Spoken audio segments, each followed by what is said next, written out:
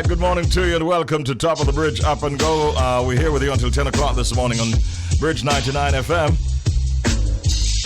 Middle of the week, hump day. That's what they like to say. Hey, it's time for us now to go to our next feature, which of course is... WTF? What the fact? You got it or you want me to do it? No, I got it. All right, take it away, son. Alright, here we go in Bridge Nation. Jamaican-born woman became Virginia's first woman lieutenant governor. Yeah, man. So Jamaican-born Winsome Sears assumed the office on January 15th, 2022 to become Virginia's first woman lieutenant governor.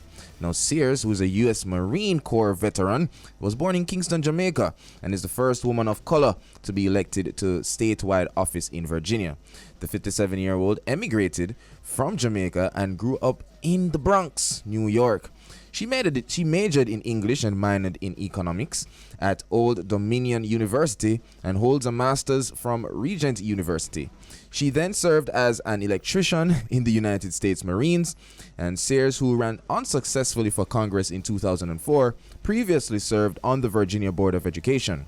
She was also appointed to the U.S. Veterans Affairs Advisory Committee by former U.S. President George W. Bush. Now, before running for office, she served as a Marine pilot. Yeah, man. Sears said that she was honored and humbled to be sworn in as the first woman to this high office and promised that during her tenure, she would partner with the Embassy of Jamaica to look at how they could collaborate in improving trade, education, and tourism, and also twinning with several towns. So, yeah, we're going to big up Miss Winsome Sears. Yeah. Another Jamaican doing good. Jamaican-born. Jamaican-born. But has made her way big time in the United States of America. Yeah. That's it for... WTF? What the fact? Time now for update, Shelz. Yeah, man. So, you know, so the morning can't even start properly. I want to talk about the queen of the dancehall. No. How I go on?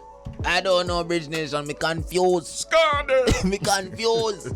But if you don't know what go on, apparently, you know, enough people internet, you know, got broken yesterday. Not mine, but enough people said them internet broke last night, yesterday, because Queen of Dancehall appears to be sharing what appears to be a photo from a maternity shoot. Yeah, Spice with baby bump in her favorite. I'm gonna assume her favorite color is blue. I'm gonna assume, yeah. In her favorite color blue, with the baby bump and looking all happy and thing. Listen, maternity shoot? That's what it said. Yeah, no, I don't know. And she's seen caressing her belly with her left foot on a stroller that is adorned with blue baby's breath. I don't know. Does that look real? I don't. Or contrived? I can't. No? I can't. I don't know, Richie. You don't think so? I don't know Rasta. Speaking of Rasta, I don't know if you know that she was linked once upon a time with the Ras. Yes, Rasta. But you know she confirmed that they split. Yeah, but last year. But many of her fans seem to think and hope, a stronger word, that is a Ras if she's pregnant.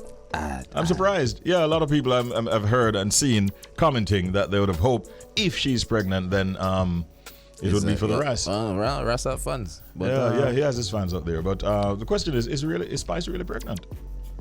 It looks like a ball. You know. All right. Honestly, looking at that photo, Richie. Yeah. That belly look. Listen. Unreal. Yeah.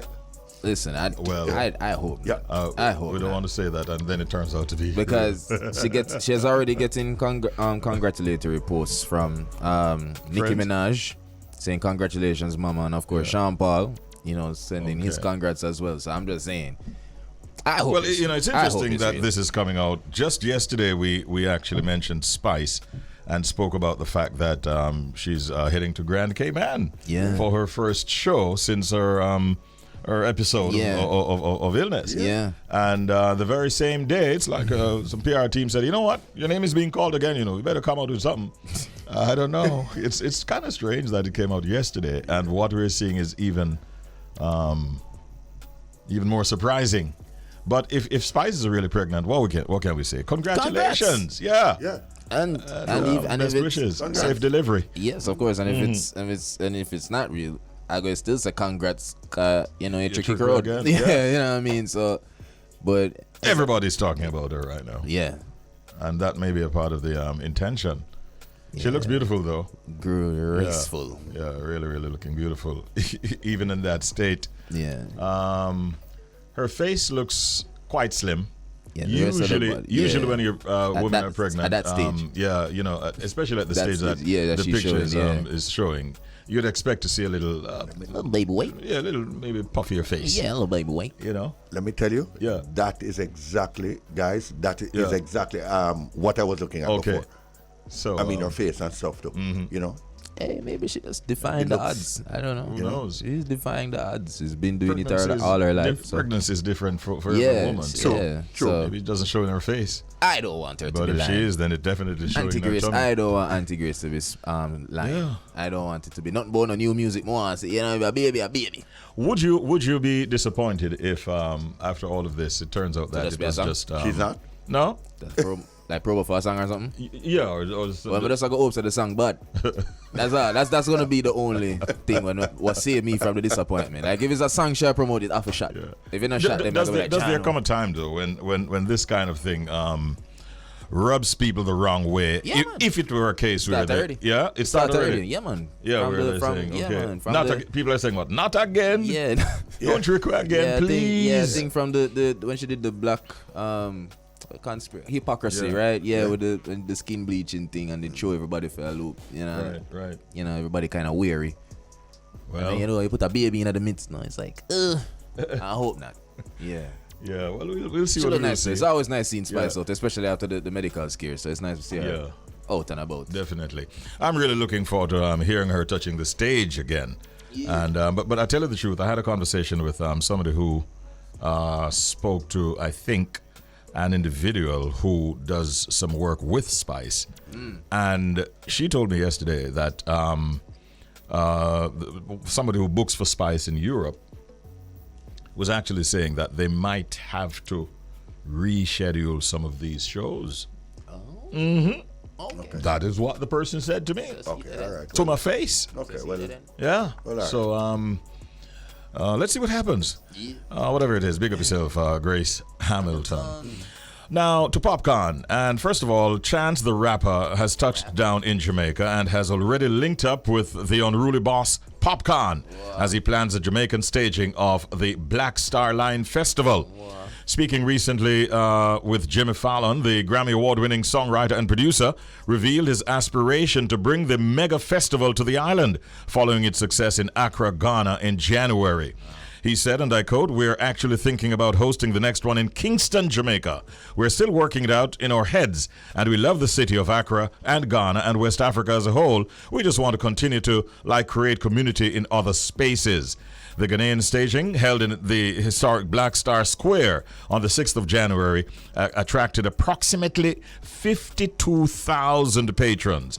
It featured T-Pain, people like Erykah Badu, and Vic Mensa, among others. And he shared a brief snap of himself and Vic and Popcorn. He also took the opportunity to behold Jamaica's dancehall culture by attending Uptown Mondays at Savannah Plaza on Constant Spring Road. And I also saw where he made a stop at Judgment Yard by Sizzler's Place in August Town. So he's doing the rounds, and it looks like something big is going to be happening between Jamaica and Chance the Rapper. And talking about Popcorn, we understand now that he's going off on tour. The dates for the Europe leg of his tour begin in May, and they have now been announced. Popcorn's fans can gather their coins as the rapper is set to hit the road for a 13-day tour of Europe starting in May. The artist announced this yesterday, sharing a graphic featuring his album cover and the dates and locations for the concerts. Great Is He tour kicking off. Road time. Yes, right. Yeah, hashtag great is he, hashtag live Jaja God, tickets on sale Friday at 10 a.m. local time, he said.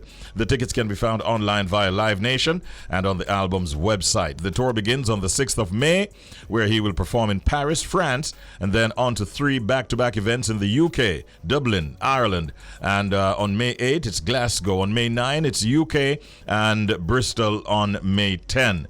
So big ups to Popcorn. The tour, of course, continues for a few weeks, and it's 13 dates, and we wish him well as he heads off to continue to promote the album and to connect with his fans. That's it for Update. What's up now? It's time for the proverb of the day. Oh, and thank you, no broke, no square. Say that Howdy again. and thank you, no broke, no square. Okay then. Long time proverb. All square. proverbs are long time proverbs, right? Yeah, I would assume. You don't have any recent proverbs I don't being think made again unless a now. popcorn come up with them. There you go. So, what does this one mean? So the meaning, it takes nothing for you to show respect. It doesn't take much to display basic manners. I like that one. Yeah. This is a long-standing proverb. I've heard it Howdy and often. thank you. Yeah, No howdy broke, no and square. thank you. No No broke, broke, no no square. Okay. Usually you don't hear those quotes coming from young people. No, sir. You have to be up in age for it to be able to relate, you know what I mean? But Yeah. in case you heard it, you hear it, that is what it means. It takes nothing for you to show respect. It doesn't take much to display basic manners. I wish that more of us would actually adhere to that proverb. True that. All right, having done the proverb of the day, our next feature right now is going to be...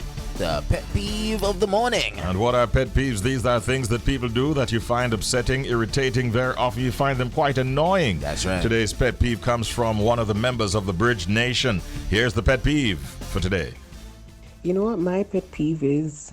People who say to people who are not married or in a relationship or don't have any children, oh, you have no need for your money or you don't have no responsibilities. What you need for doing money? Like, I'm sorry. Are you there when I'm working hard? Are you there when I'm dealing with some really horrible situations in workplace and just in life? Like, I think it's the most disrespectful thing, especially if you want to borrow money from somebody who is single or seems to have no responsibilities. Don't use that as a disclaimer, or that's not how you lead the conversation to say, oh, what need do you have for money? Like, that's so rude. How dare you? So that's my pet peeve. Like, I'm sorry. If you are approaching me to borrow some money from me for whatever reason and purpose, and if you're genuinely in need and I have it to lend, fine. But don't, when it's time to give back, make it seem as though I'm bothering you for the money, I have no need for the money, or that I'm obligated to keep giving or lending you money. That's rude. We're not about that. And sometimes you don't know people's story. You don't know what they're dealing with, not because they don't talk about it, because you can't see what it is that they're going through or what they have to do with their money. So yeah, let's stop that. That's my pet peeve, right? Let's stop attacking single people and their hard-earned money. Wow. I want to borrow money from that Venting member session. of that member of the Bridge Nation, and I promise you, I wouldn't even mention the fact that I'm asking because you're single. No, I wouldn't. So put that 50 grand aside, America. I loved. No, son. No, but that is not nice. Yeah, man. It really isn't. From the listener, start off by saying anybody. The pet peeve for me just starts and ends with somebody that tell me what to do with my money. Exactly. That's it. Like, you can't tell me. And especially Yeah. when them do him know what Exactly. what you can't their tell. Yeah. stresses are. Yeah, like. yeah. You can't Well, tell me what to do with yeah. my money and or to expect and everything. There. I'm basically just imagining the conversation. You know, it's like saying, "Yo, you don't use some money." You're not a youth, or you're not a Yeah.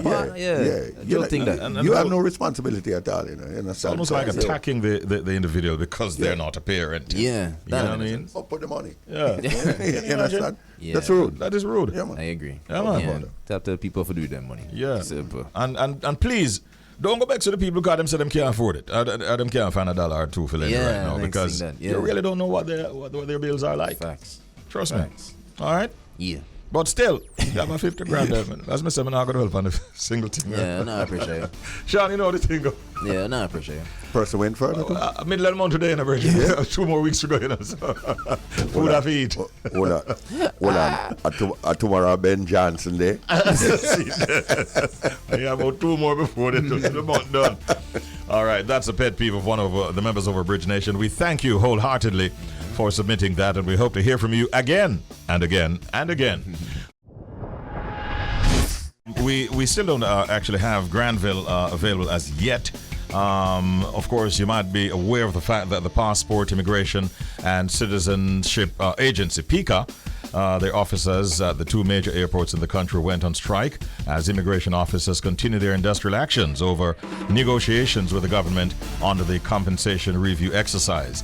Now, it's interesting. PICA employees are of the opinion that the finance ministry and management at PICA were unable to properly address issues surrounding the restructuring efforts.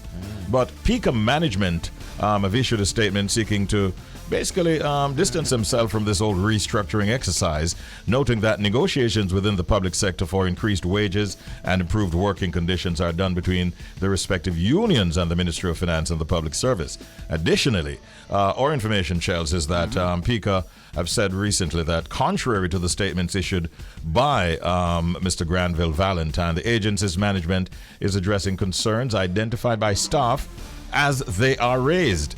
And we wanted to see what is going on in those negotiations. So Granville was scheduled for this hour, but Granville, I don't know if he's out there doing the... so he works some long hours. Yeah, man. So let's see whether or not we can get Granville as the morning progresses. But there's still a lot going on. The police have not yet signed, and also the Police Officers Association. They came out and they said, look, we are refusing your offer, Mr. Minister. I'm sorry. We will not accept that at this time. Okay. So the POA have refused.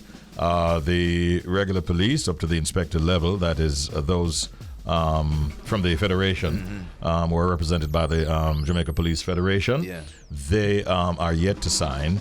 And of course, we see what is happening with the immigration officers. So there's still some work to be done by the ministry and the minister himself of finance on the industrial relations front. I actually saw Richie and Shelz some information yesterday. The firefighters. They are also quote unquote up in arms. No, they signed? Yeah. They signed yesterday? Yeah. Okay, all right. Yeah, So, man. I saw it yesterday. Wow. that bloody fireman that was on top of the thing there distracted me. That's Yeah. why that one missed me. Nah, tell them, man. Thank God him come down and he come down safe. Smooth, though. You know, Oh, like a ninja. You know. Man, I move like a ninja when I go. Let's say, brother. From yourself, fire brigade, the only thing we can Yeah, think I about just seen him is out this come there. on up there, the whole hour word. Yeah. Oh, they yesterday morning, you know. Yeah, man, Stress me out big time in the brethren. Sarge, don't do it again here. Yes, I pray. I hope Please. that was Yeah. crazy. Yeah, you man. saw him sliding down the So he's rail. like a ninja. That's what I'm like a ninja. I was like, yeah, clearly I'm good at his job. He's good at his job, clearly. Oh boy. Tell you, I had a discussion yesterday with a bro, and he said to me, "Listen, Audley, that is what the man trained for." No, that's what I'm saying. Clearly he's good at his job now, while him. Big up I'm yourself. like, oh, all right. We want to say big up yourselves to the reggae boys, but we kind of want to whisper it still because outside of whisper, Clever word play. who seems to have made a big mark, having started and played the entire match. Play some. I'm not quite sure if he played the entire match. Right, but he made a big impression, and and a lot of people are saying that, Shelz. Not just us. So as we know, the full-time score 0-0. And if you want to count the whole two-leg thing, that technically means that Trinidad win. On aggregate, Yeah, on aggregate. 1-0. So but big up 876 Stream, they did some excellent coverages on social media platform. They're doing very well. So I big up my bridging them. But they went into the crowd, Richie. Yeah. With a talkaphone. Because everybody can have their own opinion, especially the media can say, oh, that baller was the best baller or whatever. But they went into the crowd, asked people, who you felt, man of the match, or who you felt, showing more promise, the most promise. And everybody else said, Whisper. Yeah, if who don't know him name, know the number. You know what I mean? Number 12, or this or that. I heard some heavy criticism for Omari Hutchinson, my Chelsea baller. Well, to whatever Chelsea baller, I know. Yeah, but Omari, a lot of persons saying that it's exciting to see him on the ball. He has a lot of confidence, but sometimes him also look like him quite indecisive, like him don't know the right passes to make or something like that. So I guess because there's so much promise around his name as well, big club him playing for as well, so a lot of persons probably expected more from him, but he's young. I watched 8 minutes. They put a package of 8 minutes of his performance in the previous match. First leg, Yeah, I saw a lot of skill. Yeah, man. One thing I'd say is that there are times when I thought he would have laid off the ball a little quicker. Yeah. Rather than the fancy footwork. Yeah, man. I'm one of them ballers. Showing out for the fans. But I get it. the confidence is good. And that will increase, I'm sure, especially if he starts converting chances that he gets and so on. We wish them well. 0-0 was the score line, and but we understand that Trinidad gave quite a spirited performance. Yeah, because remember it's a Caribbean rival. Yeah. So Trinidad now come for play either. You know what I mean? No. So it's all good. Not really. I respect that. Question though, because I didn't actually got a chance to watch any of the match or anything like that, or get information on the team. The team, is it all local players? Let me get the name. No, man. No. Like Okay. Omar, well, we call it local. Who play out here? No. yeah. It wasn't fully local. No, it was a nice blend of, especially of youth. Especially of youth. Okay. Of course. It's just one person was 35 years of age, and that's Adrian Mariappa. Mariappa. Okay. Yeah, but Okay. mostly youngsters, 'cause he and was a number of captain. local players. Okay. Yeah, man, it was a good look. It was a good look. But hey, it is what it is. Oh, yeah, Richie, we'll come out of the football talk with big up. Or female. Yeah, man, we have to big up Bunny. Yeah. Yeah, Shaw, yeah, yeah, Bunny man. Shaw. You know, she over the weekend she became Man City women. She broke the record for the most goals scored Yep. in a single season for the City man. women. So 20 odd, right? yeah, man, she said that. Yeah. In just one competition. That's just one competition. Cause you know you have the FA Cup and them things. Well, you remember we were talking about her about a week ago, and we were saying she's not getting the kind of press over there, the respect from the press that she ought to. And we were making the point that as she continues to score, they can't ignore she's her. going They to force can't- them to be taking note of what she's doing and highlight her. Yeah, and here it is. Kind of similar to a fellow Jamaican, Sterling. Yeah. Sterling felt the pressure of the press over there in England for most of his career. So That's right. but he just had to continue to perform because at the end of the day they can't ignore can't ignore talent. So big up, Bunny. Big up Bunny Shaw. Proud of you. Yeah, and that's a female that I'd go to the stadium to watch anytime. We wish she did start last night. We needed somebody to put the ball at the back of the net. We wish she did start. Man, I'll go around here. 90 minutes Yeah, man. goalless. Goalless. Yeah, man. 1-0 draw. All right, Reggae Boys, you need to start putting some balls in the back of the net, please. All right, Coach. Well, the draw is better than a loss. Yeah. Although we're losing on aggregate, so Algrimson needs to, of course, do some more work. Come in, Coach. We believe in you, Coach. We like what you do, but you know what I mean? Yeah. We need fair win. So you go.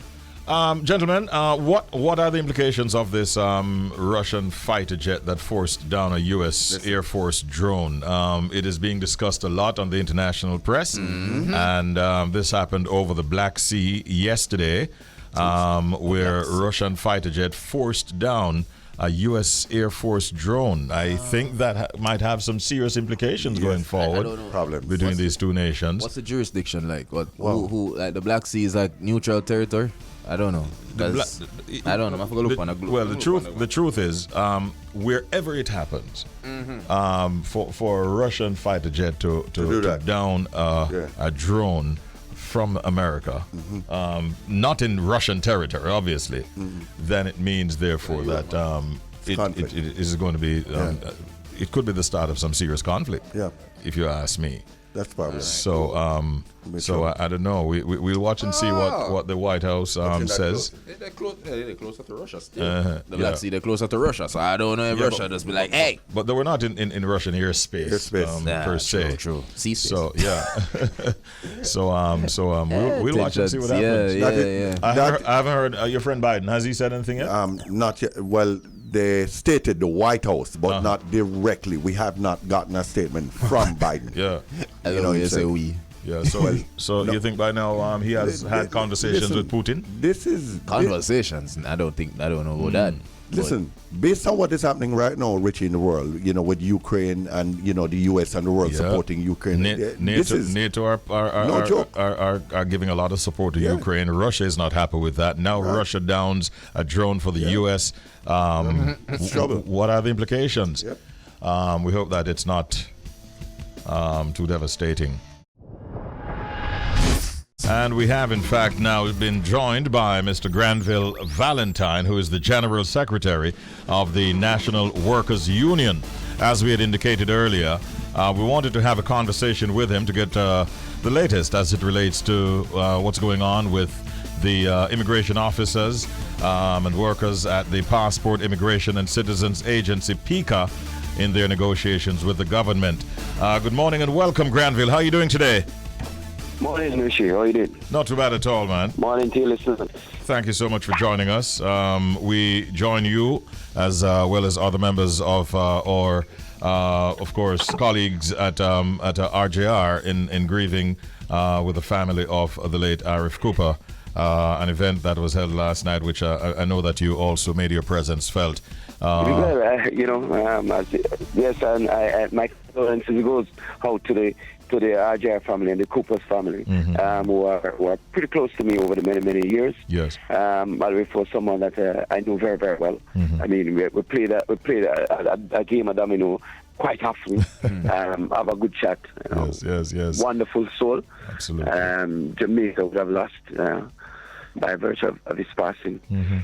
A truly great individual, man. Trust me. Yes, and we agree with you, his family, and his colleagues and fans as well. Granville, what can you tell us this morning about the meeting that was held yesterday between, I think, was it the union and the government, or was it PICA representatives and the government, as it relates to the immigration officers and the employees at PICA? And you're so right, because there's so many different meetings. Well, the Ministry of Labour intervened in the dispute yesterday.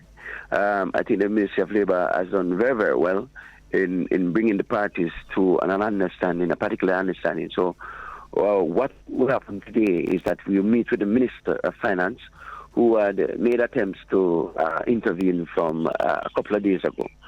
But it has to go through a process. So we met with the management of PICA, the union and delegates, along with under the auspices of the Ministry of Labour.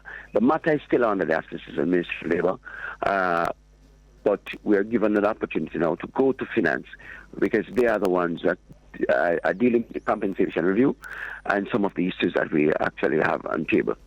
So we'll be meeting with the Ministry of Finance this morning at 10 a.m. to see how best and how quick we can iron out some of those issues. That should have been ironed out from maybe a year ago, and some should have surely been ironed out since about November of last year. Are you and the representatives of PICA on the same in the same place as it relates to what they're asking for, and even as it relates to restructuring? Because it seems that there was some, I don't know if it's a disagreement based on what you had published in a release recently with members of PICA. What can you tell us about that? Well, first I must highlight to the public that the dispute is not just about pay or the compensation, but putting the others aside, which the ministry is presently dealing with now. We are not on the same page. Why? PICA have started a reclassification exercise over a year now. But some groups were reclassified and realigned. The immigration officers, and in my humble view, PICA core function is immigration functions. The immigration officers who are the core function, who carry out the core function of PICA, was not evaluated, reclassified. As a result, there are groups that are aligned up and above PICA. Not even the job description is agreed on. And we cite this as some form of punishment, because the immigration group is the group that stand up more often than others in defense of the rights and justice of the workers. So when December came and there was an agreement from November where the public sector group would have signed off on the job evaluation, the compensation review. There are circulars going around, and those circulars is related directly to the groups that signed off. So, for example, Circular 8, the PICA management, without understanding and or clarity from finance, started implementing these circular, where the workers traveling would have been affected, the workers upkeep would have been affected, the workers special allowance, among other things, have been affected by virtue of that implementation of those circulars. So the concern started there, and we started asking the management, how can you implement this when the exercise and is not completed, and the realignment of the PICO workers is not intact. For example, the government would have said that the executive agencies would come into implementation, and the alignment would come in the second round. The second round starts only 1st of April rather, this year, 2023. Yeah. So one would naturally expect that any change as a result of the compensation review from last year would not affect these persons until you would have properly assessed and realigned and reviewed their jobs and job function and their job. One of the main features that must be dealt with as it relates to the compensation review is to ensure that the proper job description is available to the assessors. So these are some of the difficulties faced, and the management procrastination as it relates to making changes. To date, from last November and December, the company has not sought or received clarifications to some of the circulars that they have implemented that affect the workers directly. So, greetings, Mr. Valentine. Shelz here. So, we know that the discussions, the negotiations are ongoing. But is it safe to say, because the negotiations are ongoing, is it safe to say that you're pleased in a sense, given how the government has been managing the concerns of the new compensation review? Or are you sensing a stalemate? No, I'm not pleased with everything. Yeah. But let me tell you, there are good intentions, and the compensation review and the concept of it is one that we accepted, and one that we worked with. But as it relates to the tool that is being used and how it is being implemented, there are some concerns. But we are dealing with them. What the problem we have is how implementation is done as it relates to the workers that we represent, and what are the outcomes, because the tool itself seems to be flawed. Now, I wanted to ask, Mr. Granville, what else is happening? I know that the unions have been very busy recently, and there's a lot going on the industrial relations front. Is there any other negotiation taking place that you can give us an update on with your union and the government? Well, some of the companies that are outstanding, well, you have the public bodies, 50 public bodies, some of them are being dealt with. I think we are treating with these things too piecemeal. It's a piecemeal approach that is being taken. And that piecemeal approach will cause unrest among other workers. For example, and it is my humble view, that the entire 15 agencies or so should have been dealt with one time, so you can have a smooth transition and implementation. Instead of we are dealing with TAJ, we are dealing with customs, and they are comfortable, and it is done in secrecy. You must find people like organizations such as PICO being disgruntled. Their colleagues who used to be unemployed, their colleagues who their jobs are similar, working for the same employer. They are fine. They are implemented 6 months. These are struggling over here. So there's a need for some level of uniformity as it relates to groups. Because I'm not saying everything would happen one time, but it has to be rolled out in a more uniform way. Okay. So I also believe that there is the need. There should have been more time to ensure that all the glitches of this exercise is sorted out before you roll it out. All right. I want to ask you, as it relates to the teachers, right? We hear that stuff is happening at the hierarchy of the JTA. Does a union like, say, the NWU see an opportunity in seeking representation for our teachers? Is that being considered? No, it's not. Why? The JTA is a part of the Confederation of Trade Union, which is the umbrella union that represents government, especially public sector workers, which I am a vice president, and that is a principle that we don't raid. But so many of those persons that might have a difference are colleagues of us at the Confederation of Trade Union. I am sure that they are all qualified persons, and they are persons who we will sit and we have discussion from time to time. So this new event that we see playing out in the public, yes. we are not aware of it. So we would have to have that type of dialogue with the representative of JTA to see how we can help. But we have no intention of seeking representation. We represent non-teaching staff at the schools, and that is where our bargaining rights ends. And without speaking definitively for your other unions, you don't sense that also is being considered? No, because there is a raiding principle that we have at Confederation, and we cannot raid our colleagues. We should not raid our colleagues' union, but we should help as best as we can, when we can, to resolve in resolving matters of such. All right, thank you.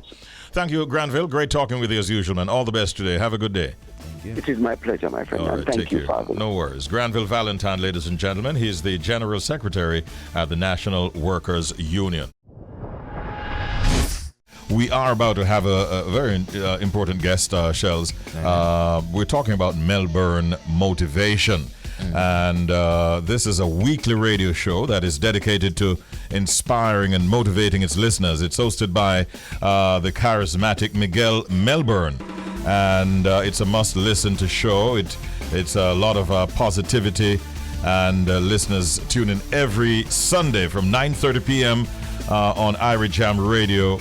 93.5 FM in the New York City area, covering also New York, New Jersey, and Connecticut. And Miguel is celebrating 2 years and 84 amazing youthful guests on this particular program. We have him with us this morning. Morning, Miguel. How are you doing today? Big up, Miguel. Richie B, Shelz, I am doing fantastic. The entire Bridge family. It's a blessing. It's an honor to be on this morning. Yes, sir. Thanks, man. And you know, DJ Roy, I don't know if you're in the same building right now, but he's also a part of this connect, right? Absolutely. You see him more often than I do. Well, that the interesting part is I started Melbourne Motivation in 2021, and of course that's in the height of the pandemic. So interestingly enough, I've never been in studios, and listen to this. I started this program because of the great Mr. Erwin Clare. And Erwin Clare and we have actually never met in person. We've been working for 2 years, every single Sunday. Amazing interviews and episodes. People call him my uncle. I feel like Erwin's my uncle. And we have not met in person yet. That's how just unbelievable this journey of Melbourne Motivation have been. Yeah, that's fantastic to hear you say that. Wow. Morning, Erwin. And he has influenced many of us, man, and has helped us along the way, too. What inspired the program itself, Miguel Motivation, Miguel? Yeah, absolutely. Great question. So, as mentioned, Erwin Clare, through his vision said, there wasn't enough of amplifying what the youth are doing in the Caribbean diaspora. And so that was the start of Melbourne Motivation. And when I got the opportunity, I said, I know a lot of folks, and I already had this passion in my heart, for the Caribbean. I was born and raised in Jamaica, St. Andrew. Up in the hills, Mavis Bank, another place called Content Gap, migrated to America in the 4th grade. And for all the things that I have done in America, all the things that I've accomplished, I really attribute it to my education, get my education started in Jamaica. And so really using my education as the vehicle to open doors. And of course, my Caribbean, my Jamaican culture, that confidence is what really helped me to, go to college, SUNY Albany for undergrad, got my master's, spent 10 plus years in corporate America. And the confidence that led me there is my Caribbean culture. So when this, opportunity came around, I said, yes, the American dream has been something that's elusive, but Melbourne Motivation is a part of my opportunity to live the Caribbean dream. Having parents that migrate to America, and their goal is to say, how can I set my daughter up, to advance themselves and to grow into a good adult. And that's what I'm living out right now. And I give you a quick example of just how divine Melbourne Motivation has been. Back in 2018, at the start of every year, I will write down goals. Right. And in 2018, the last goal I wrote, the 9th goal, said I wanted to interview everyday Caribbean heroes. And this opportunity for Melbourne Motivation came around in 2021. And it wasn't until months into doing the episodes, I found the book And I started reading and I said, oh my God, like, look what God has done. I am interviewing everyday Caribbean heroes. And so that's just, a bit of the backdrop and sort of the incentive and internal motivation that is Melbourne Motivation. Phenomenal. Give thanks, man. No, Miguel. Tell us about the pathway to Purpose Education Innovation Company and the impact it has had on Caribbean youth education. Well, this is what's interesting. So I'm in New York. Path with a Purpose is an education innovation company. We're based out of Brooklyn, New York, and we partner with middle schools. We partner with high schools. We partner with school districts, colleges, preparing students for college and career. And so when we talk about being in New York City, we look at the statistics and understand how many Caribbean youth are in New York City. It's a lot. And so a lot of the schools that we work with across New York City, primarily the Bronx, Brooklyn, Queens, Manhattan, we're going into these schools and, every time we get a chance, I get a chance to say, I'm from Jamaica. Anybody else from Jamaica? And you see the kids light up, Yeah. The founder and CEO, Miss Samantha Sinclair, she's Guyanese. When she says, is there anyone Guyanese? And the kids light up, right? My next colleague, Kathleen, she's Dominican. And so we're really just a bunch of Caribbeans that, we all first generations, all understand what it took for our parents to really set us up. And then we did what we needed to do. And so we're looking back and we're saying, what are all the tools? What are all the opportunities that we didn't have when we were trying to prepare for college? And so we innovate from that perspective. And so we take students on college tours. So get them from there in middle school, take them on a college campus so that they can see what it's like and they can envision how their hard work is going to pay off. We do all sorts of workshops on pretty much every topic: financial aid, developing a winning mindset. I created one around entrepreneurship because, when I was young, I could hardly pronounce the word entrepreneurship. But these kids nowadays, they can sincerely say, I want to be an entrepreneur. And so we have to give the students the tools and set the foundation. That's a part of what we're doing. And we just recently created what we call the pod, Prep on Demand. It's an ed tech platform. And now parents, students, schools can gain access to all our resources instantly, right? And folks can check that out at pathwaytopurposenyc.com or mycollegepod.com. And so it's a blessing to, as mentioned, take all the skills and gifts, the opportunities presented, the sacrifices that my mom made, and to be able to put it back into things. Melbourne Motivation, through these interviews where I'm interviewing, Caribbeans, all across the diaspora. And then Path with a Purpose as well, being able to uplift the next generation. Well, listen, man, you're doing wonderfully well. And after 84 amazing youthful guests, you have a lot that you have achieved and a lot of motivation that you have delivered. I'm sure that DJ Roy wants to bring you greetings as well. Yeah, man. Big respect, Bridget. I love what you're doing. A question I had was that there are so many youths out there that are taking the wrong path. So many youths are in and out of the prison system. Do you have a program for them? I know you're going into the schools, but there are a lot of kids right now that needs help, that are joining gangs because they don't see a leader. They're missing parents at home or parents working hard at home. What plans do you have for those kids? Because I think they're the ones that really need motivation. They're the ones that we need to speak to a lot. Your thoughts? Yeah, that's a fantastic question, and it's a very dynamic question. And we all sort of wish there was a one sentence, a magic sentence that's going to fit the solution. But, what we realize is that the first part is access, right? So how do those students gain access to see representation, to see folks that, are saying, I come from that culture? Right, that say, I grew up in that way, right? I grew up in the projects, right? And to then hear the after effects to say, hey, I figured it out. I made it to college. Yeah. Hey, I figured it out, and I made it to corporate America, right? And that's a part of my story. So the first part is access. The second part is mentorship.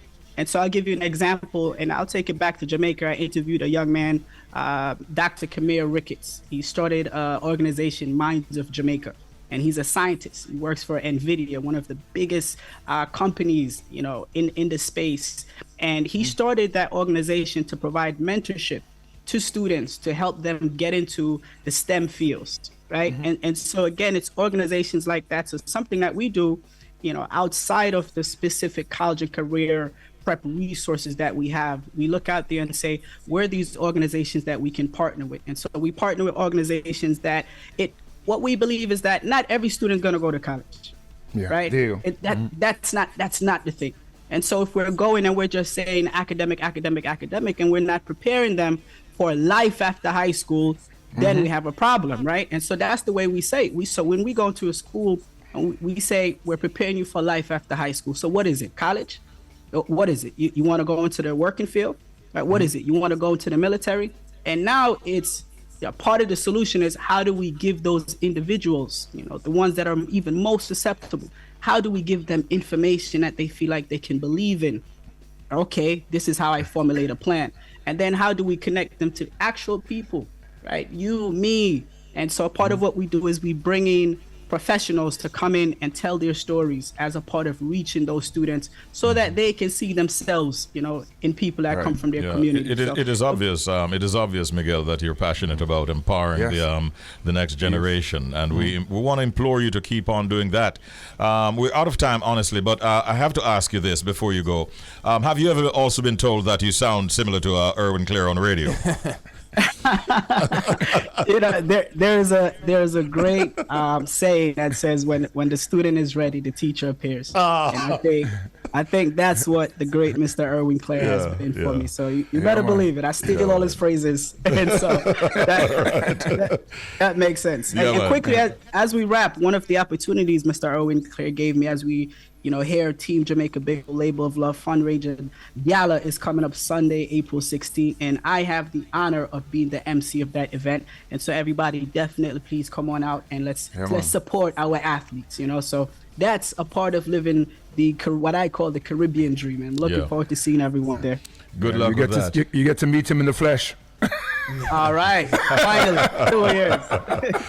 All right, check out Melbourne Motivation every Sunday, 9:30 p.m. on Irie Jam Radio, hosted, of course, by Miguel Melbourne. Thank you, Miguel. All the best, bro. Much love.